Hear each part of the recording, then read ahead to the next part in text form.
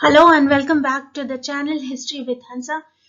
This particular presentation is going to be the last in the lecture series on Harappan civilization, which is upon the diffusion and decline of the Harappan civilization.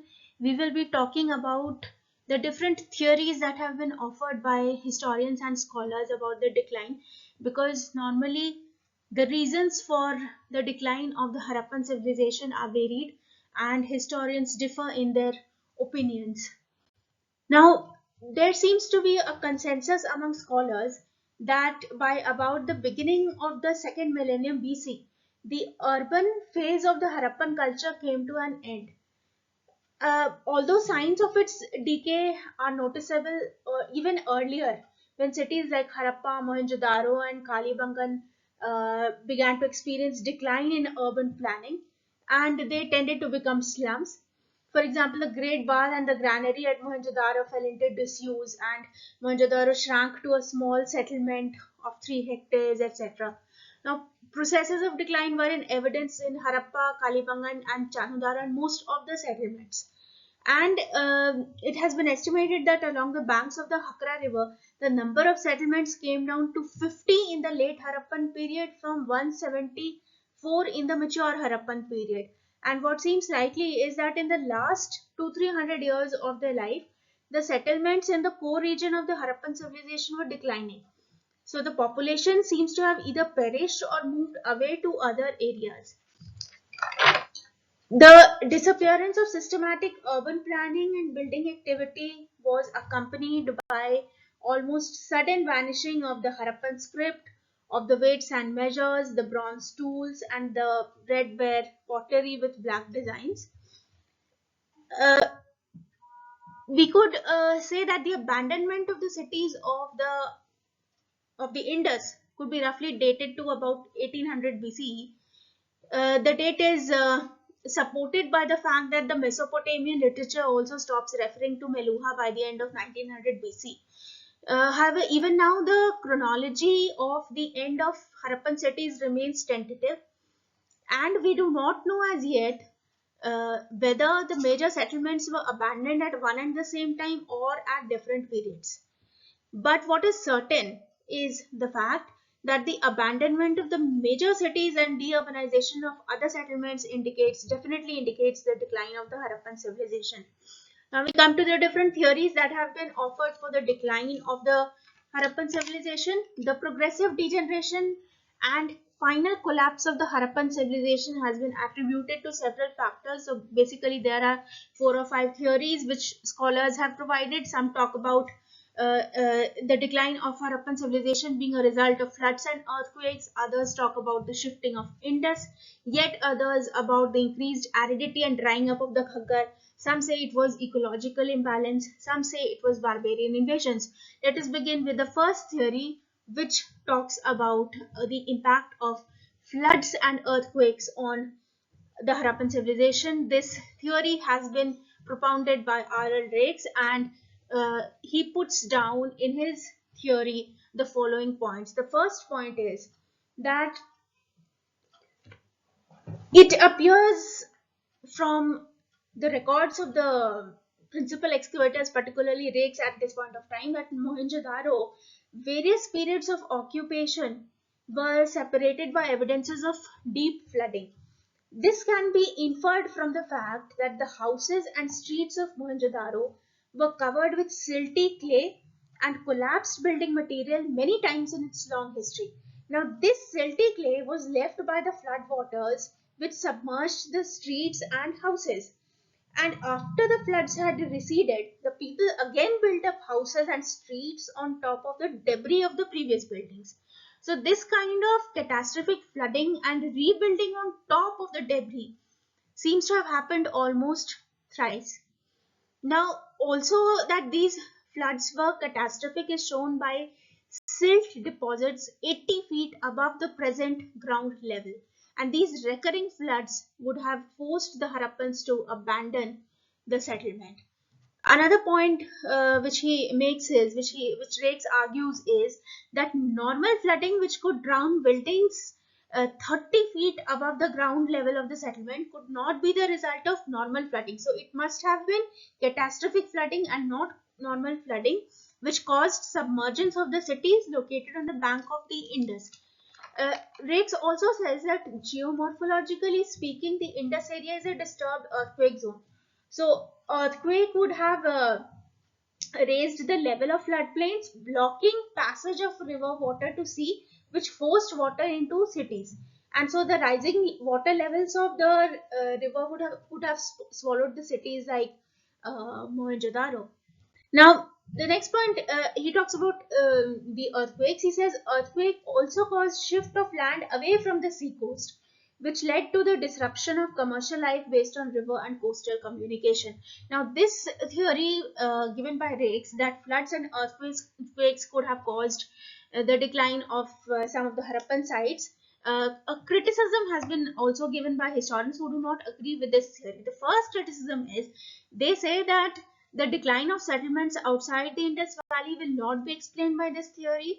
And the second criticism is that a river cannot be dammed by tectonic effects. Alright, now the next theory which we will be talking about is about the shifting away of the Indus.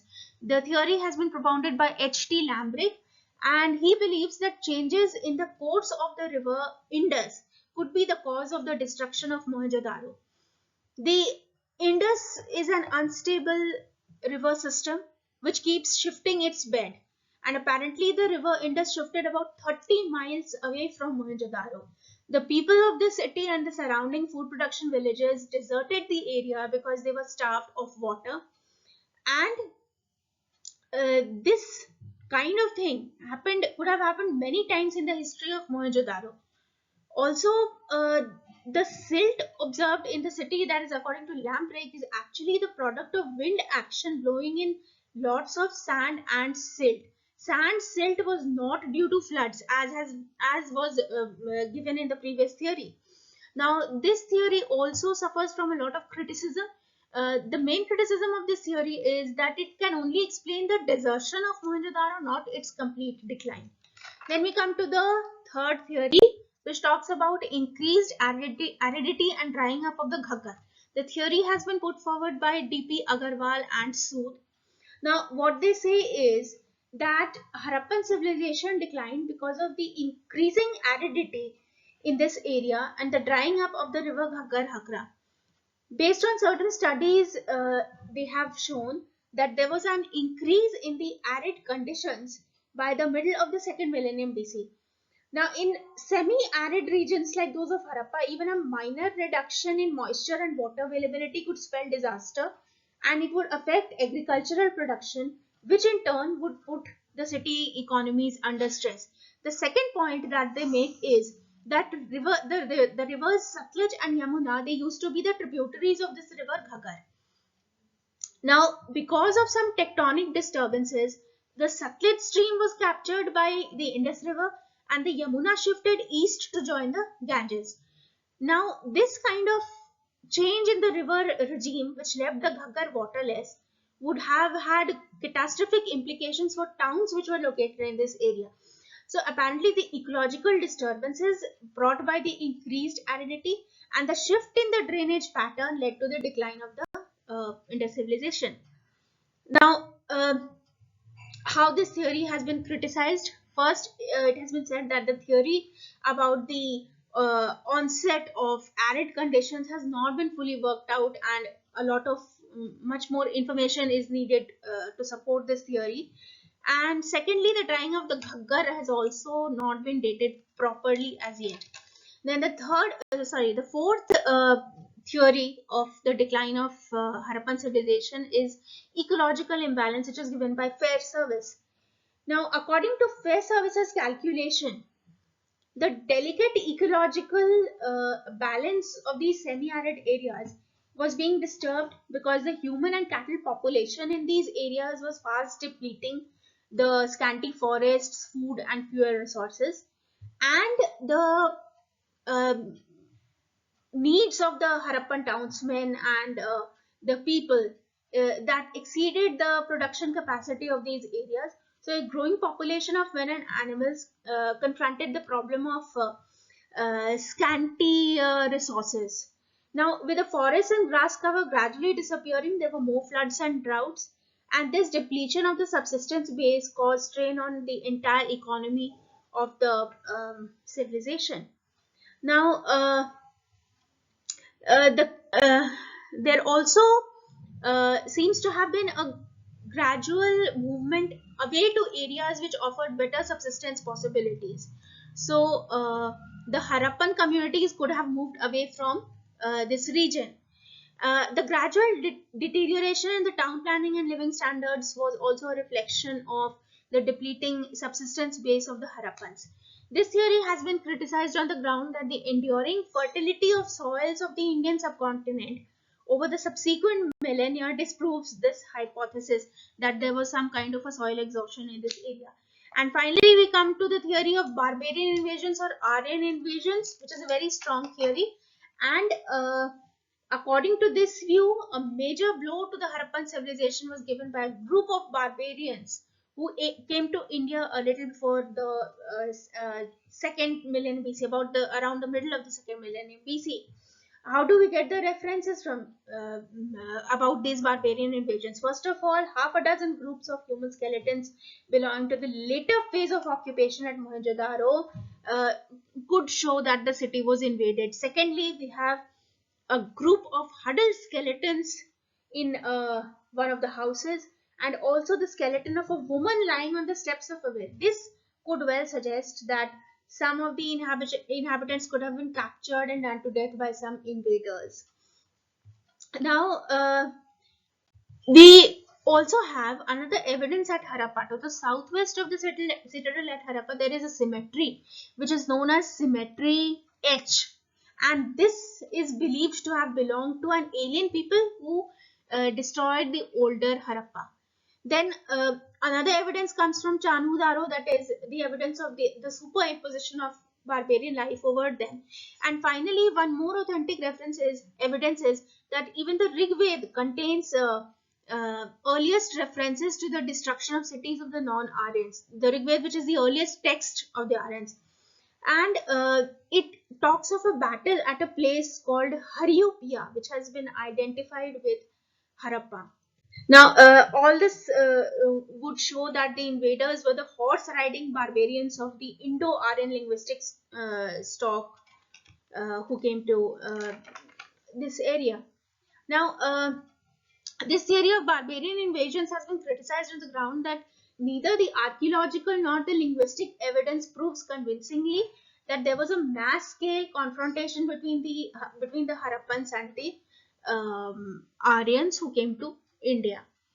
So these are the five theories of the decline or diffusion of the Harappan civilization, which different historians and scholars have offered, and most of the theories have been criticized on some ground on the or the other. So if we are considering the theories of the diffusion and decline of the Harappan civilization, we have to consider all the theories in totality.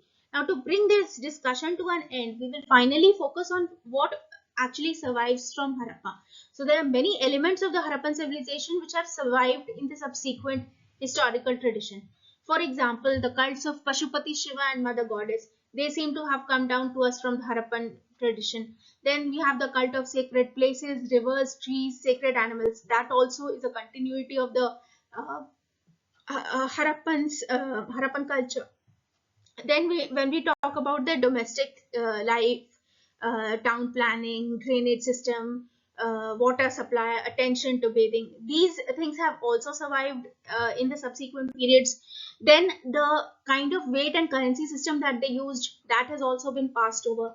The technique of making potter's wheel in modern India is kind of similar to those of the Harappans. Bullock carts and boats which they use, they are also present in the modern Indian cities. So this was the end of the entire lecture series on Harappans.